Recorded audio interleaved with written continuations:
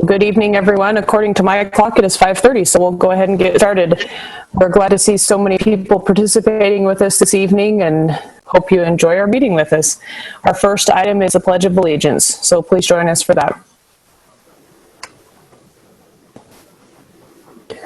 I pledge allegiance to the flag of the United States of America and to the republic for which it stands, one nation under God, indivisible, with liberty and justice for all.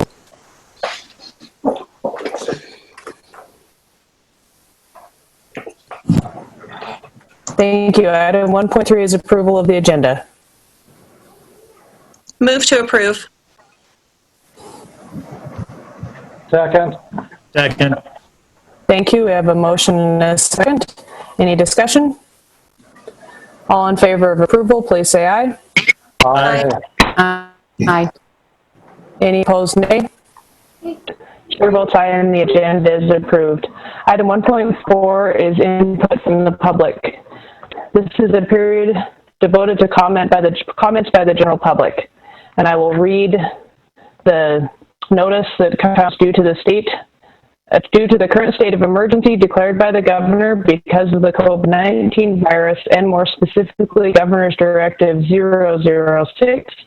Attached to this public notice, the Board of Trustees will receive public comment via email only.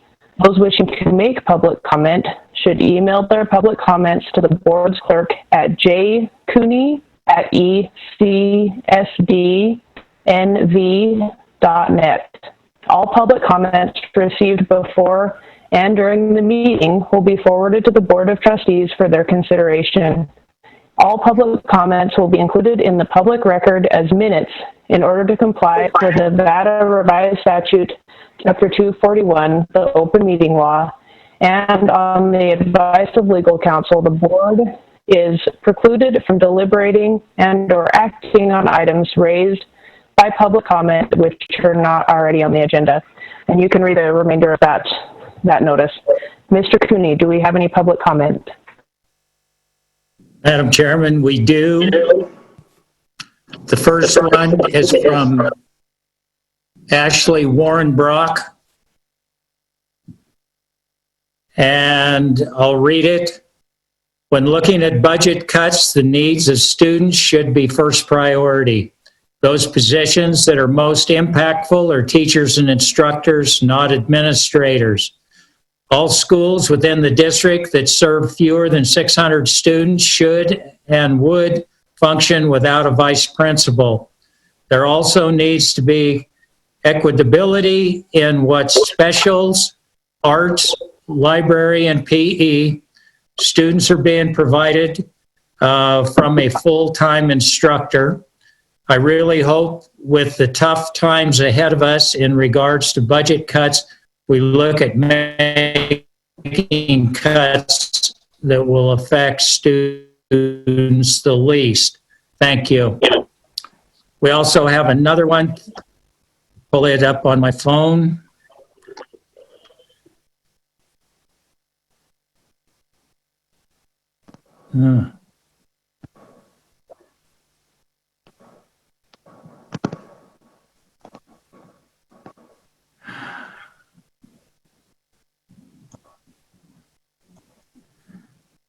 This one is from Jamie Jogerst. Hello. I would like to submit a question topic to be discussed at the board meeting on Tuesday, May 26th. Sorry, I do not have a copy of the agenda and apologize if this topic is already being addressed. How is the district researching and deciding on what changes to implement in schools in August with regards to the new COVID-19 health guidelines? How will you collect parent and teacher input to ensure that the new safety measures are practical and reasonable? Best regards, Jamie. Those are the two that I've received to this point. All right, thank you, Mr. Cooney. And I believe that probably during the superintendent's report, we will address several of or both of those items. Would you agree, Mr. Pearson? For sure, we'll be addressing the reopening committee. We have that in the SUPS report, yes. Okay, perfect. Thank you. That is all we have. We will move on to item 1.5, recognition of stars. The staff and teachers achieving results with students program winners for the 2019-2020 school year and the drawing. Okay, you might have noticed under my screen that it's moved now because Leslie Zeiler and I are social distancing. So she's in my office right now, and she's going to talk a little bit about what we're doing with our stars winners. Good evening, everybody. So this is the 12th year for the STARS program. It was developed to recognize outstanding employees that we have throughout our district, and STARS stands for Staff Teachers Achieving Results for Students. Thank you to all of our committee members who work so hard to go through all these nominations and make difficult decisions to choose recipients. It is solely funded by private monies. It does not come from district money. And this year, LP Insurance and Print and Copy funded the monetary side, and Blooms and Grooms Florist supplied all of our presentation bouquets. Awesome. The glass awards were made by students in Mr. Murphy's class out at Spring Creek High School. And our winners this year were, in October, certified was Audrey Carr, teacher at Southside Elementary. The classified recipient was Brianna Allen, a social worker at Spring Creek Middle School. November, certified was Clayton Temple, a teacher at Flagview. Classified was Lisa Chadwick, secretary at Jackpot Combined. December was certified Sadie Goulding, counselor at Sage Elementary. Classified was Manuela Verduzco, instructional assistant at Jackpot. January, certified was Kim Reamer, teacher at Windover High School. Classified was Karina Lopez, instructional assistant at Northside. February, certified was Kelly Wintermote, teacher at Elko High School. Classified was Catherine Woods, instructional assistant at Southside.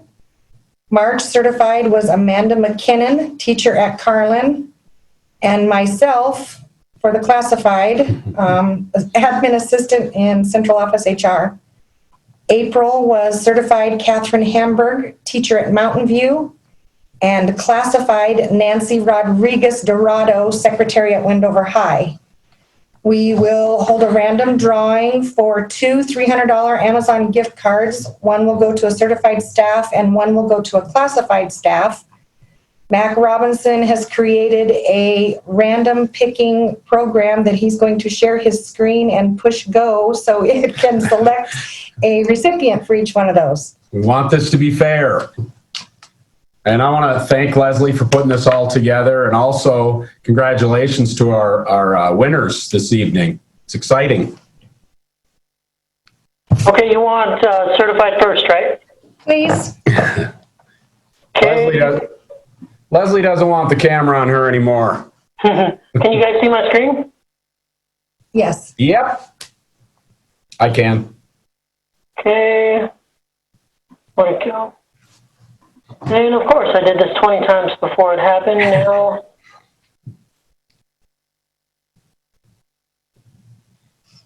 okay, Audrey Carr wins that one. Woohoo! Congrats, Audrey. Congratulations.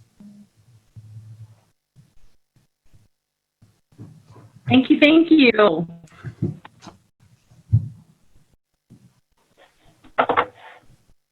Okay. Mm-hmm.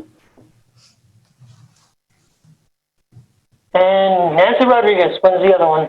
Congratulations, Nancy.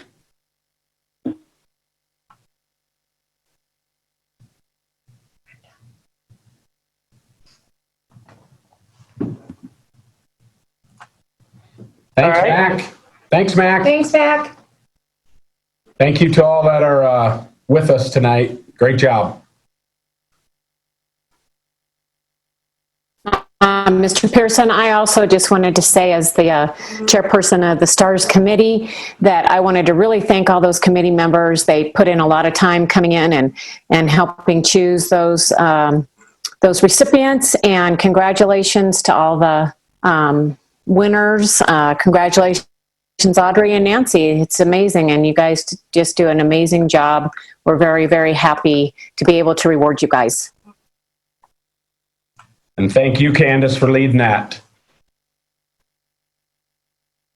Okay, so Leslie says she's out. Have a good night, everybody. Leslie, thank you. And Audrey and Nancy, do you want to say anything or just want to hear us say congratulations? This is Audrey. I just want to say thank you. I appreciate the opportunity to be noticed, and what a year it's been, obviously, in many different ways. But again, just thanks for the opportunity, and thanks for having something like this for teachers to look forward to. It's much appreciated. All right. Thank you. And thank you for all of your hard work. And we really appreciate all of the STARS recipients and appreciate Leslie for, putting that together and getting those awards out to you. And also thank you to our sponsors. We're grateful to have them to be able to provide those gifts to our STARS recipients every month. So thank you. Any other comments from the board? Congratulations to all of the stars this year. Hopefully we keep this program moving forward. So congratulations again.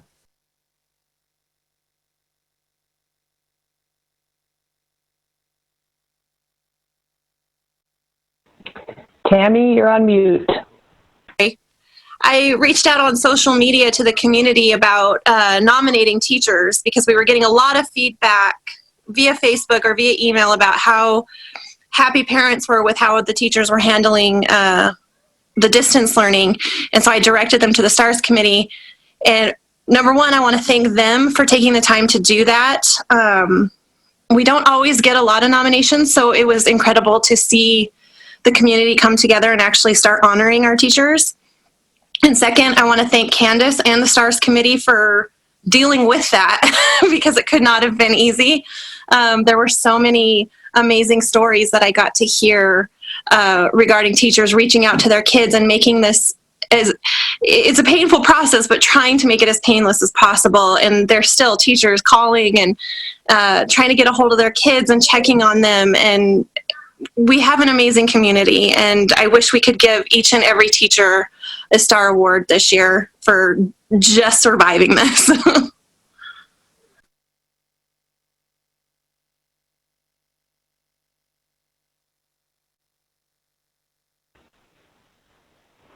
All right. Thank you, Tammy. And yes, we definitely appreciate both our certified and classified staff and the STARS committee and just everyone for all the work they've done this year and always. If there's nothing else from the board, we will move on to, one more thing. Thank you, all the STARS recipients who joined us this evening. We're glad to have you with us and appreciate your hard work, and we'd love your attendance anytime. All right. Seeing no one else unmute their microphone, I'll move on to item 2.1, a retroactive repeal of the August 19th, 2019 revisions to District Policy CH approved on the June 25th, 2019 Board of Trustees meeting. Thoughts or questions from the board on this item? My only question was, what was the rationale for the repeal of that particular policy?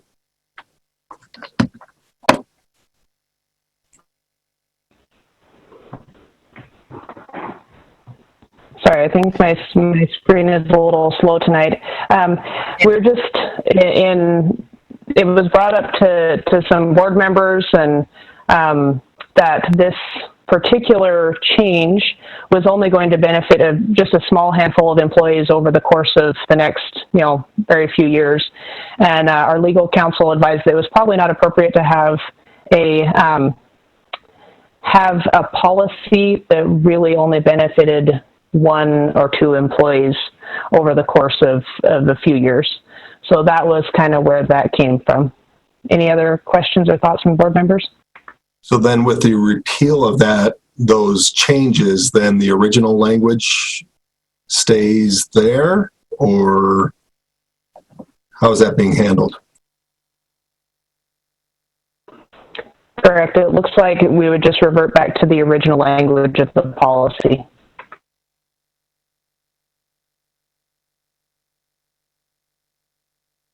And then legal point on that being that it affected more people then with the original language?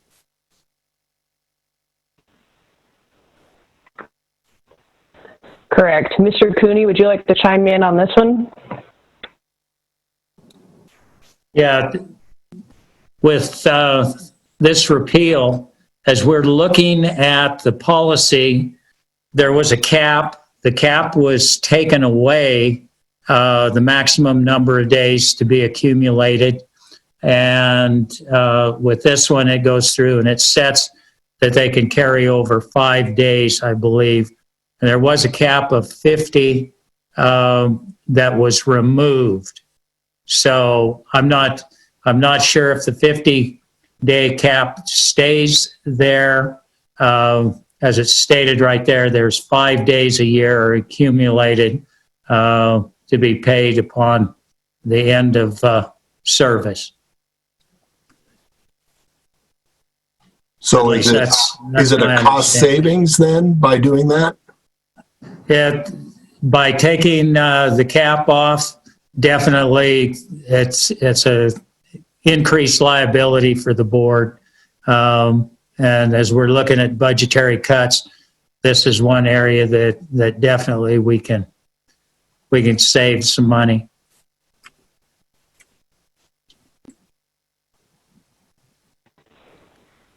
So, Madam Chairman? Yes. I move to retroactively repeal the August 19th, 2019 revision to District Policy CH approved at the June 25th, 2019 Board of Trustees meeting. Second. Thank you. We have a motion and a second. Any discussion from the board? Jerry, was there a specific amount that we're saving by repealing this then? Or we just know there's general savings by repealing this? Currently, under the old policy, when an administrator left, and it was only those who got vacation, so site administrators didn't qualify, you could accumulate your 5 days per year up to a max of 60 days, and that was any cash payout you got was max 60 days. The cap that took off meant, hey, if you'd saved up 500 days of vacation, you would get cash paid out for all of those. So this will definitely be a savings, but without going back and determining exactly how much vacation each person has, I can't tell you how much. Okay, thank you. Any other questions from the board? We have a motion and a second. All in favor, please say aye. Aye. Aye. Aye. Any opposed, nay? Chair votes aye, and that is approved. Item number 2.2 is receipt, review, and approval of the tentative budget for fiscal year 2021. All righty, it's the Jerry Show. Lucky me. So just a second, and I'll see if I can share my screen again. Let me see, share screen. And I want to go to this. Come on. So the budget that I sent out and that was attached to the board docs was before the state got all of their final changes in. And so 2 numbers changed since the copy you all were able to look at. And what it was is on page 3, right at the very top, this assessed valuation. This is before the abatements and all of that kind of stuff. So that number was about, it was 2077 something, and it should have been 2078. So the tax did not change our revenue because that I was using the after abatement numbers. So on the top of page 3, and then on page 4, the exact same number right here was changed. So everything else was exactly the way it was on that version I sent you. Then a couple other things to note is let's just go generically through the proposed revenues and expenditures, and then we'll go to anything else that might have changed between the original I had sent to the state and the subsequent that I moved to the final column. And of course, if anybody has any changes on the board that you'd like to see, we can obviously make changes before this is sent in. But on the top of page 3, then we have general fund, and it's showing all of the revenues. We have opening fund balance totaling about $11 million. And this is actually probably a little lower than what it will actually end up being, because when I was preparing the budget that you have to say for FY20 going forward to FY21, I had deducted the governor's 4% off of that. And I've since understood and was reminded by some of my counterparts that unless the legislature changes the DSA amount, because it's in statute, that they cannot deduct anything from our DSA payments. So over here on the right, when we have state payments, $32 million, this is our DSA payments as the statute says now for FY21. But I left that decrease for FY20 as a little bit of a buffer. It wasn't a lot, but I left a little bit in there. We're also showing federal funds. That's our impact aid and a couple of small other revenues sources we get. We get this federal lands excess. Sometimes we get forest money, and that's that 1.9 million. And then we're showing in here property taxes of 14.3. My screen's really teeny, so forgive me when I have to lean forward and check the screen. 14.3 million. And then net proceeds, I'm showing $1 million. On the state's projections, they were showing more than that, but since we've received nothing thus far this year, I don't feel comfortable putting in $1.4 million, $1.5 million, because we don't know. So better to budget a little bit lower on the revenues and then be conservative on our spending. So that gives us total revenues and beginning fund balance of $110 million for the general fund. Then we go down and we have on this same page the sources, so the beginning fund balance and other revenue sources for building and sites, capital projects, expendable trusts, that's our Huber Scholarship Fund, all the federal funds, state funds, and these other smaller ones.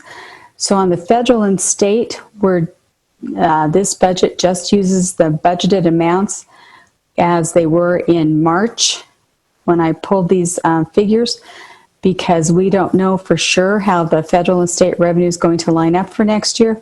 It could be that the federal gives us a big bump and the state takes away a lot. We have no idea. So we're just using the existing amounts there. On the capital projects, we're showing the same property tax that we are up above in the general fund, but it doesn't have the net proceeds and the ad valorem broken out separately. That shows us that we would have a total available resources projected of about $20 million for next year, for FY21 in the Capital Projects Fund. Obviously, this could be a little high, a little bit low, depending on how the projects that are currently in process come out, how much gets billed this year, whether it's more or less than what I had projected. Let's see, class size reduction, we're showing that we're going to transfer in $794,000, $5.8 million to special ed, another $343,000 to our other special revenue, and that is goes for the incentive grants that we match, and also the SROs that we're going to have to put the money in there. Now, we do have a grant for the new SROs, but this is for the ones that were existing prior that we're still paying for. And then food service, we showed this $500,000+ transfer into there for a total transfers out of the general fund and into these other funds of about $7.5 million. So that totals to total resources for all of our funds of about $172 million.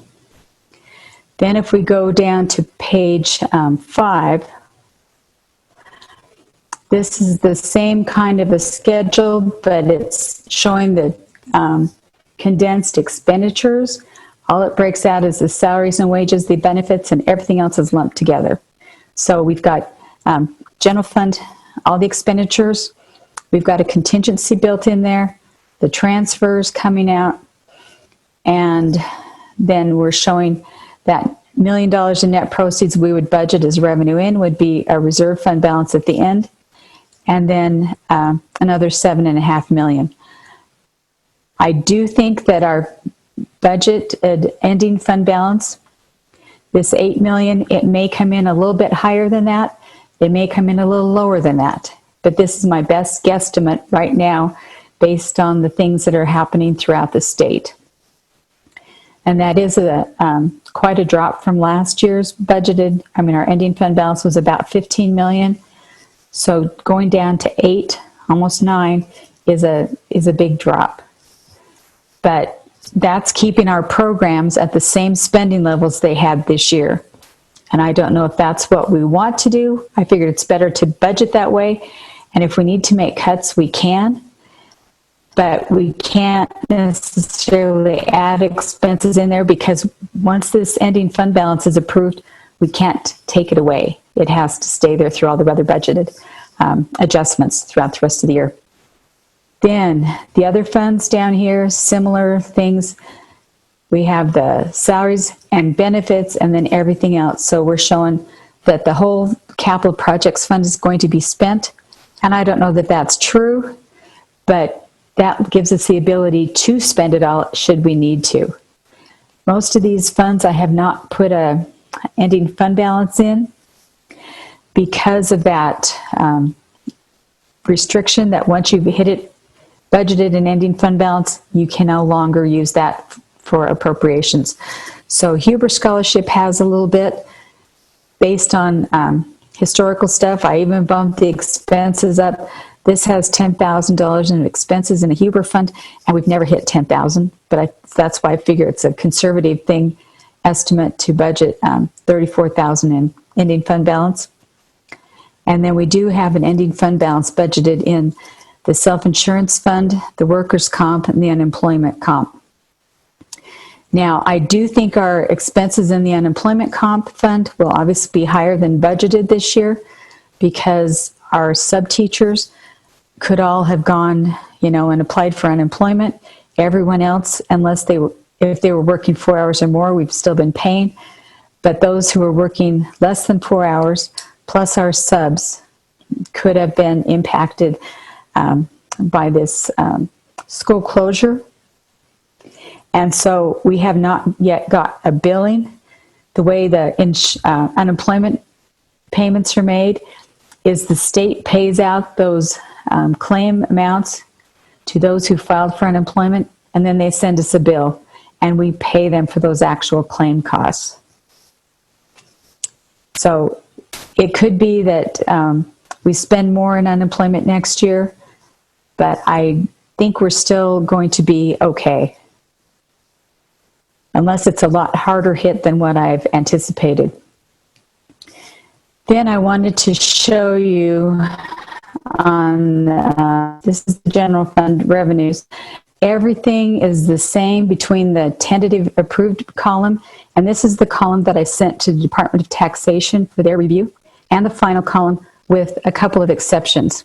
You can see right here in the revenue from state sources, originally I had cut the DSA amount by 6% just of the DSA. And then understanding that unless the legislature goes into a special session to cut our DSA for next year, we will most likely receive this amount. I just put it back in. And then I changed and put the offsetting amount for this down in contingency, which is down at the end of the general fund.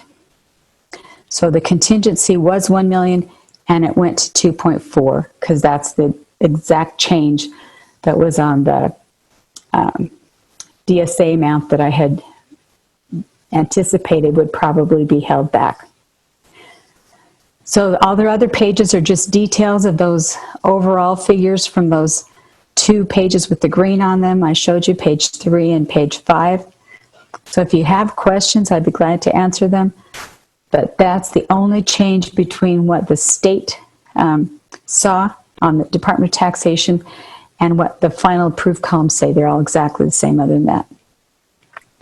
Jerry, can any of those local sources of revenue, could those change based on our situation this year for the 6/30/21 budget year? Sure, they could. Now, obviously, if we have something that decreases our assessed valuation, but I think that's pretty much set already. So I think the property taxes would probably be still there. But our local school support tax, which is our sales tax, that could take a big hit. Thus far, the only one payment really has come through that has been after the pandemic has been in place, and it's been down a little bit, but not as bad as you would think because the mines are still buying, you know. The Right. other one that could hit would be this governmental services tax, which is when you license your automobiles or buy new cars. And that also was down a little bit, but we've only gotten one payment for that. The tuition's already set, is estimated. That's just estimated on the number of students we had this year. So it's the same as what our agreement was this year, because we don't know exactly how many students we'll have. Then we've got donations, you know, they're a little bit different, and miscellaneous. So the only place I think you'd really see a cut would be in the government services tax and the local school support tax. And then on page 6, I had a question too about the ending budget year for 6/30/21 again. Reserved opening balance was at 800,000. Is that the minimal amount we have to reserve in that? We have to reserve whatever we get in the current year because statute says we can't spend it until the subsequent year. So you can see up here, it said we were, for 20, we got 800,000. So that was reserved. And now it's being shown as our beginning fund balance reserved for this year. And when you get to the ending fund balance, we said $1 million, and it has $1 million in the $1 million that we were going to receive in FY21 and $1 million that's reserved going forward to the next year. And you said at which point then can we use the reserves? So the 800,000 here, we could use in FY21. It's just that the sales or the net proceeds you get from one year, since we don't know what it is until so late in the year, we normally don't even have an idea of what it is until late June, early July. But it has to be recorded in that prior year, so the statute requires that we reserve it and then spend it in the subsequent year. And that can be used then for anything other than capital improvement projects? Yeah, unless it's, of course, the one that's been levied for capital improvements, because they also get net proceeds. Okay. And then my last question I had too, was there, with class size reduction, all of those that are budgeted, the 794 figure, that's all for salary and benefits then to reduce the number of students, I would assume, at a particular school site? Yeah, we have, Mike has the formula that he uses. So here it is, 891. And this is what we got this year. Mike has a formula where he has to say, we have this many students in this grade at this school, and therefore we have one class size reduction teacher at that school for that grade, or we have two in that school at that grade. And it goes throughout the whole district. There's a big matrix that he has to complete, and then he gives it to us, and we have to match up the teacher in that grade to that school, because the teachers tend to move around. They either move schools, or they retire, or they change grades, whatever it might be. So we're changing those every single year. And those monies come from the state then to be able to do that. That's a state program, right? Correct. Okay. And under the pupil-centered funding plan, that is one of the things we've been told would be in that base funding.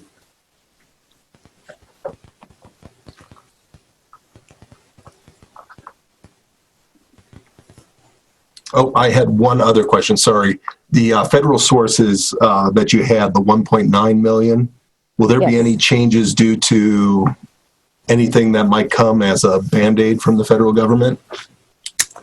I mean, obviously, we would be thrilled if they gave us a bunch of money.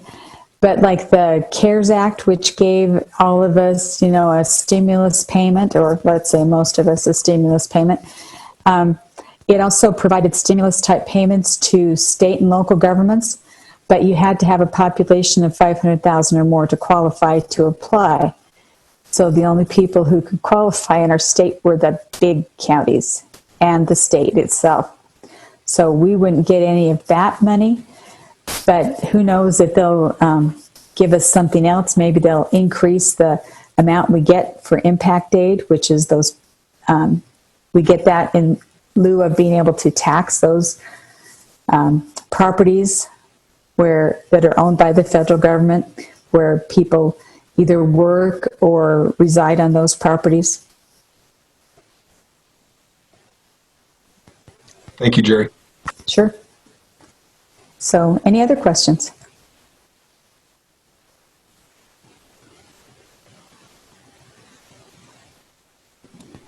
Jerry, I've got a question. Sure. Going back to page 2, on just the employee information, what our actual year for 6/30/19, 686.9 classroom teachers.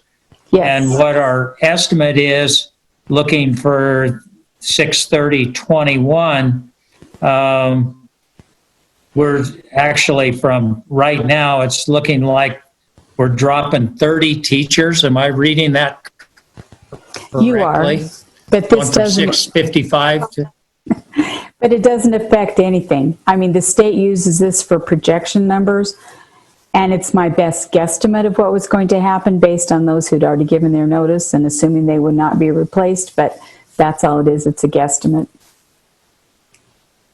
okay, yeah, that concerns me with our enrollment figures, the way they're looking. They're fairly consistent all the way through, and we've got a significant decrease right there. So I wanted to bring that up.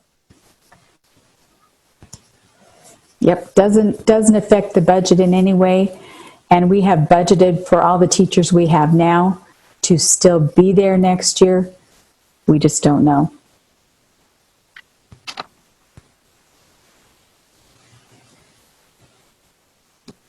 Jerry, just to follow up on that, so do we have in the budget for anything for additional teachers? You said we've got budgeted for the teachers we have now, but any additional teachers that we might need to add, do we have that budgeted in? No, I have not budgeted any additional teachers. And you see that our fund balance dropped without adding any additional teachers in there. I mean, we would expect our fund balance to go down in FY20 anyway, because every time you bring in a new school, even though the students just shuffle around and the teachers just shuffle around, you have more admin, more custodial, more electricity, utilities, all those kinds of costs. So we would expect to have a drop in our fund balance based on this year. And I just started working on the June augmentation projection today. But as for next year, no, I didn't budget any other additional increases. We also have the roll-up on the salary schedule as well as the raises that we had implemented a year ago.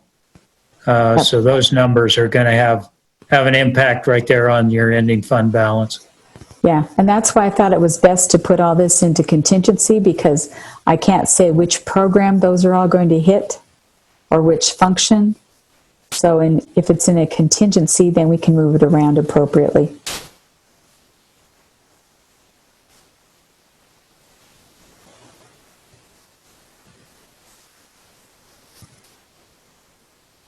So, any other questions?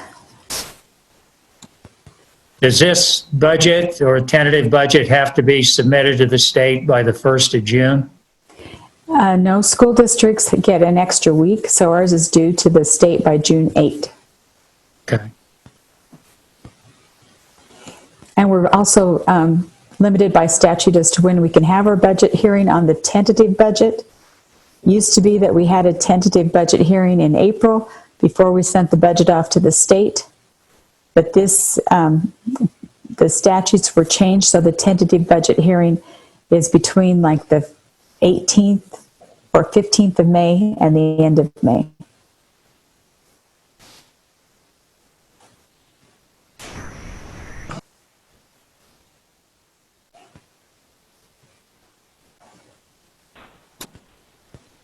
One final question for you, Jerry. With regards to capital projects and looking at the pay-as-you-go fund, do we have a separate account with the school district that has some money in it, as well as the trust account with the county? We have 3 or 4 million, could be at 5 million, of our district monies that's in a pooled cash account that belongs to the pay-as-you-go fund, but the bulk of it is with the county. Okay. And so that number, the 20 million isn't showing up anywhere in this particular budget? No, everything is included there. The money's held by the county and the monies we hold is all in here. Okay.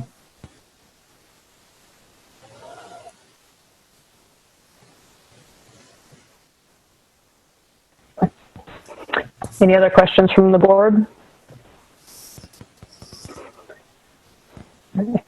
Jerry, thank you for sharing that with us, and we appreciate you being conservative in the way that you deal with our budget. And we all refuse to hear that unless the legislature changes things, they can't deduct anything from our DSA. So that's good to know. How would the board like to proceed? Move to approve the tentative budget, send to the state. Second. Thank you. We have a motion and a second. Any discussion? All in favor of approval, please say aye. Aye. Aye. Aye. Any opposed, nay?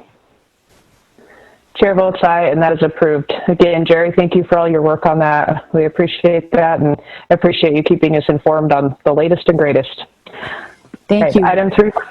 Would everyone please stop by central office and make sure it gets signed? I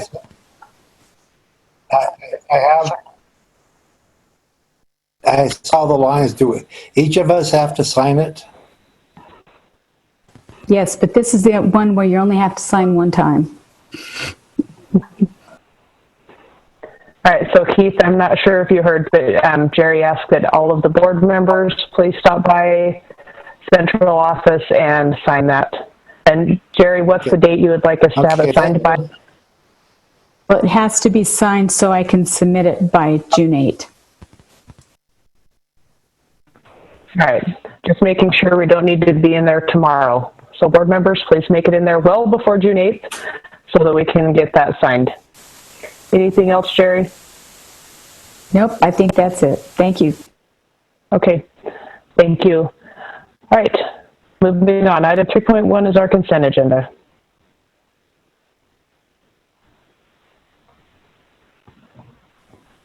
I move we approve the consent agenda. Second. Thank you. We have a motion and a second. Any discussion? Just sad to see Mr. Sutton retiring. He was a great mentor of mine when I came to Elko High School and when I was helping Mr. Norder over there with the ag program. Great advice, good contests against him in poultry. I'm sure he beat me every time. I ditto that, Mr. Zeisler. He will be missed.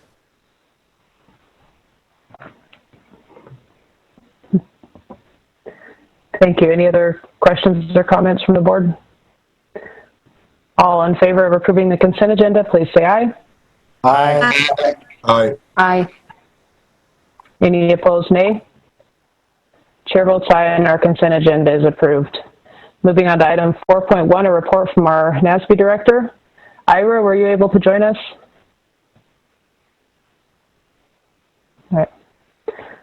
Ira got a hold of me and told me he was traveling and may not be back in service for this meeting. If he was going to try to join us by phone, but it doesn't look like he has been able to join us. So he did not give me any information for NASB. Do we have our backup NASB director that would like to share anything? He didn't give me anything to share either, so I'm going to trust that it's steady as she goes. All right, thank you, Tammy. Appreciate your input on that. All right, we will move on to item 4.2, items from board members.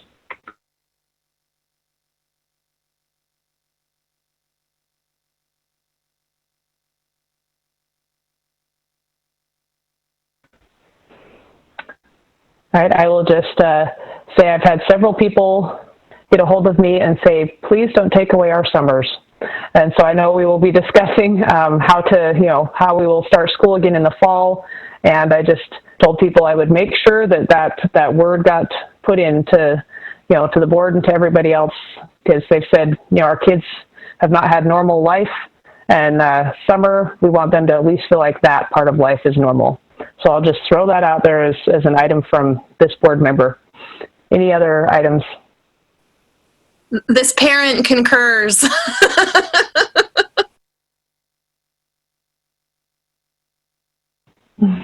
Thank you. All right, we'll move on to item 5.1, our superintendent's report. Mr. Pearson. Okay, as you can see, we got a lengthy items. We have a construction report update. We also have all of our graduation ceremonies plans. One thing I'm going to open up with, because I know there's a lot of people listening in regarding this, is a discussion about our reopening committee, school committee that we have. We created a committee a couple weeks ago. They've met once, come up with some key things that we're going to be discussing as far as reopening. I just want everybody to know that, we're going to follow guidance from the state and local professionals, health professionals, and a lot depends on what's going on in our world, obviously. But I want everybody to know that this group meets, they're going to meet this week as well. It's a broad membership, and I will let Mr. McEnany jump in here because he is leading this committee, and there's some goals that we have included on this that he can talk to. If he's on. I'm on, sir. There you go. Thanks, Mr. McEnany. No worries. So just to follow up with what Mr. Pearson was saying, that the Elko County School District reopening schools committee did form, and we had one meeting at our first meeting on the 15th. At that meeting, basically we established the norms of the meeting and the guidelines, and we actually had a very, very good meeting. The committee is made up of multiple stakeholder groups from across the district, and those stakeholder groups were modeled after the state's school reopening committee, in which we have classroom teachers, building administrators, other licensed personnel, myself, Ms. Jackson, Ms. Morton is on it, support staff like our transportation, Seth Canning, food service, district facilities lead, Casey Kelly is on there. Mr. Fish is the board member representative on it. We have parents, union representatives from both the teachers union and support staff. We have social emotional health professionals, being our head social worker and a social psychologist on it. Myself, I am the chair of that committee due to my role as the district's emergency operations representative. And I'll leave that in a minute why that is the case. We have our district health professionals, our leader, chances on it, as well as Sanchez, and then of course our county people and city Elko folks, Dr. Putnam, who's the public health officer for Elko County, and then Nick Kerr, who's the county emergency manager, and Fire Chief Grego is also on that committee. So as you can see, it's a very, very wide-ranging.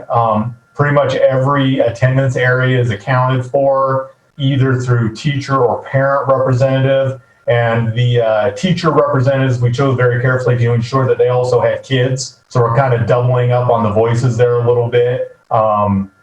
And so again, the guidance from the state on the reopening committee, as you can see, I believe Mr. Pearson shared the goals with you that we have on there, is that the reopening committee is to be embedded in the district's emergency operations plan. So as the chief of the emergency operations plan, it is my role to ensure that all emergency and disaster operations that could potentially happen to a school district are embedded within that plan. We do that in coordination with CoolPAC and their professionals as well. They help us write that and focus specifically on the needs of Elko County School District. In addition, this committee is created by guidance for future emergency operations, strengthen our crisis response, not just for pandemic response, although obviously that's the key of what's going on right now, but also for all crisis responses, and then simply to be a companion to our traditional school opening, which is where most people are seeing is going to help us establish the opening of the school in the fall. So with that, I don't know if the board has any questions about what we're doing. I know that I received a call from parents out there, and it was been in public comment.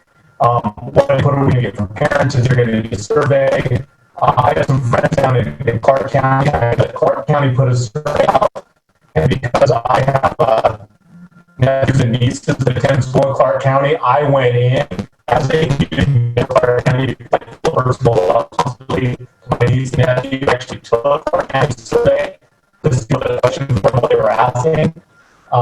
So it's a well put together survey, but again, I think it's very, very early. Some of the questions that they're asking, since as of right now, things could change next week. Of course, Governor was supposed to see, we don't know where we're going to be. So if there's any questions about that survey, I can answer kind of where we're headed. I'm here to assist.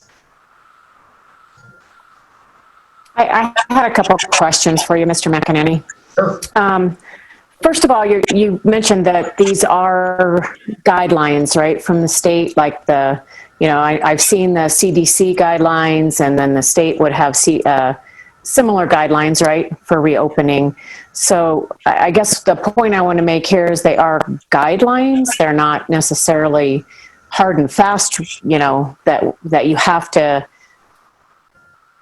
definitely follow every single one of them to the T, that they're guidelines, and that we, being a local community, might have a whole different situation than, for instance, Las Vegas or Reno, as far as following those guidelines. And then my question then is, will this committee then be presenting to the board before, what they come up with as far as the plan for reopening? And when would that happen? So yeah, they're absolutely suggested guidelines, which is why particularly on some of the more health sensitive questions, our local public official is one that's seemingly not. Since he understands the local situation more, we're not just simply deferring to national guidelines. We're deferring to local input on how those guidelines are interpreted and how they affect Elko County School District. This plan is specific to the Elko County School District. With that in mind, however, and I'm sure the board understands this, if the governor says something, we don't want to control the right of the governor. The governor of those schools can there had not necessarily impacted Elko County much, we didn't have any say over that, where we said, no, we're going to stay open, right? So there are certain things that we have to follow. However, through this committee, we are going to utilize our local folks to make a plan that fits for Elko County specifically.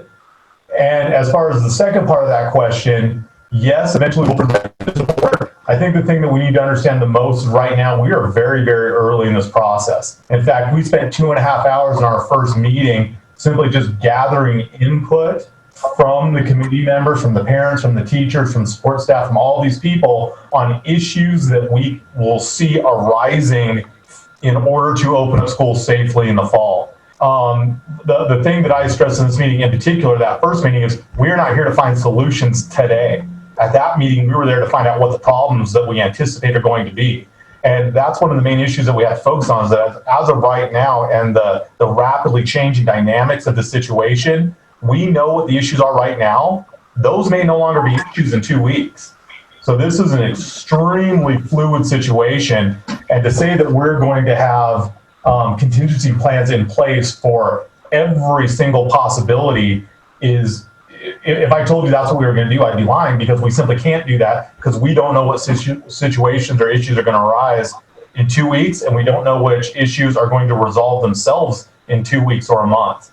So as we get closer to the start of the school year, while still providing enough time to implement the plans for reopening, I would say probably late June or July will provide the committee enough meetings to identify issues, to provide solutions to these issues, and also adapt to the current situation as directed by national, state, and local health officials as far as reopening schools safely.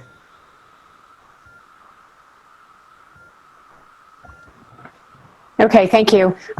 I don't know if anybody else is having trouble hearing you, but I've been having some issues. It might be my computer, but I think I got the gist of it. So thank you very much. I appreciate it. Yeah, Mr. McInerney, I was going to say, I think you're breaking up pretty bad, so I apologize if any of us ask a question you've already answered. I heard something about a survey. Could you expound on that just a little bit for us again, please? Absolutely. Is that any better? Much better. Okay, so the survey, there were some questions again in the, I've switched from my main screen to my laptop, so if I'm not looking, I apologize. The survey, again, in public comment, it was asked if there was going to be a survey put out to parents, try to get parental input on what we are going to do as far as opening schools. And the simple answer to that is probably we have parents on the committee that represent every attendance area. So to put out a survey countywide or to a school specific, I think that is premature at this point. Particularly after our first meeting, we're still determining what kind of questions we would even ask on that survey. And I look at Clark County's, they put one out. It was 2 questions long with is this important to you? Based on only 2 questions, like 6 different things that you could mark. And one of them was, how important is it to you that there is a COVID-19 vaccine in place before we open schools? That in and of itself, in my opinion, is kind of a ridiculous question, because who knows, right? Who knows if there'll be one? If a proponent or if a large proportion of the community says, I don't want to open schools unless there's a vaccine, does that mean no school? If the governor comes in and says, no, schools are opening in the fall, and we say, but our community is saying no. Right. And then the other question that Clark County asks is about learning models. And so it's basically like, how would you prefer school opens in the fall? Completely regular schedule, every kid in school in the classroom, blended learning models, adaptive schedules, A/B schedules, morning, afternoon classes, and asking people to rank where they feel that's more important and how they want their kiddos to come to school. There's even one asking parents, well, what do you think about recess? It's so premature to ask those questions yet, because we don't know what kind of guidance, we don't know where this is going to be in a month. So again, I think at this point, we're still formulating issues that we believe are going to come up. And as we move through this committee with a lot of very, very smart people, we're going to solve as many of those issues we can and hope that and I actually said this in the committee on the very first day, is I am desperately hoping that this entire committee is a huge waste of time, because August's going to roll around and it's going to be, hey, we're good. School can open up regular. And I apologize to everybody in the committee if that's the case. And at the same time, keeping my fingers crossed that I'm going to have to live up to that apology for wasting everybody's Thursday afternoons. But let's hope so. But we just don't know yet. There's so much up in the air right now, we just don't know. So good people, good committee, all over the place, moving forward with more unknowns than we have answers at this point. So to put out community-wide surveys at this point is just premature. All right, thank you. I appreciate the clarification on that. Like I say, you broke up pretty bad, so I just wanted to get clarification. Any other questions from the board on that particular thing for Mr. McEnany?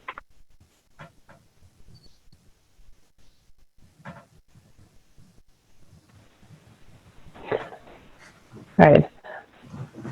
Looks like you're doing a good job. Thank you for leading that committee, and thank you for getting input from every community and for making this a very local project, looking at all of the different possibilities. And as you say, there are so many unknowns that, things could change next week, things could change next month, and they probably will.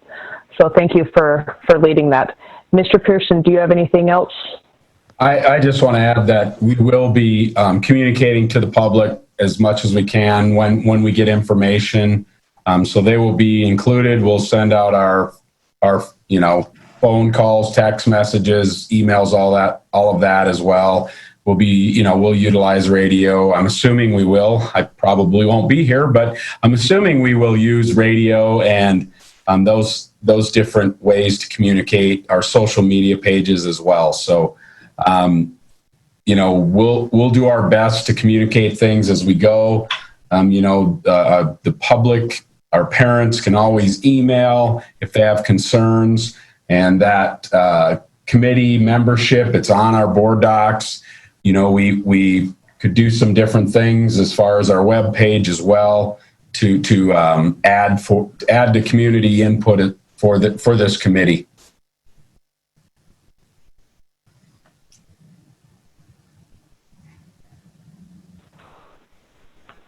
All right, thank you. Any other questions from the board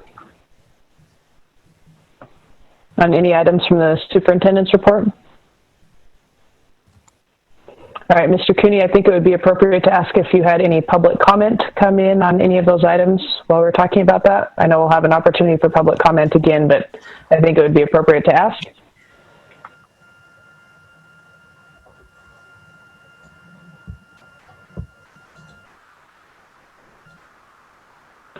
Assume you're still muted.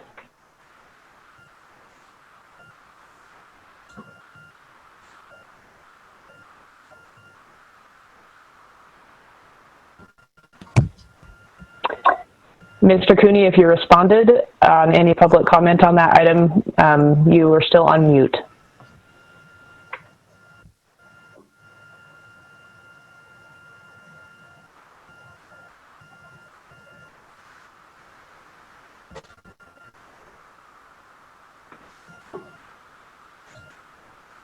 All right, it looks like we will go ahead and move forward.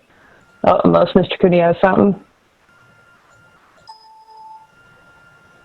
Okay, we'll go ahead and move forward to item 6.1, approval of the accounts payable.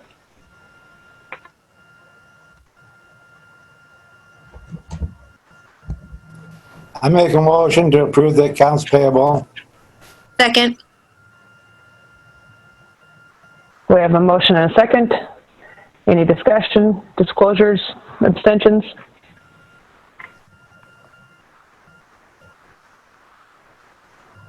I will disclose that I have a family member who is employed by one of the recipients on the accounts payable, so I will also be abstaining. Anything else from any board members? All in favor of approval of the accounts payable, please say aye. Aye. Aye. Any opposed, nay? The accounts payable are approved. I apologize, Madam Chairman. I got knocked off of the Zoom meeting. There are no public comments. All All right, thank you, because that was our next item, was any other public comments? And if there are none, we'll give you like 3 seconds to decide if any more come in. Okay, it looks like there are no other comments. Item number 8.1 is adjournment of the meeting. I move we adjourn the meeting. Thank you, Keith. All in favor of adjournment, please say aye. Aye. Aye. Aye. Any opposed, nay? Chair votes aye, and we are adjourned. Thank you, everyone, for participating with us this evening. We sure appreciate those who joined us in any way, video and just listening in. We are glad to see your active participation in the workings of the board right now, and appreciate whatever you're doing to help the education of our students in our county. So everyone have a good evening. Thank you again. Have a great evening. Thanks for being here. Be safe, everybody. Good night. Good night, everyone.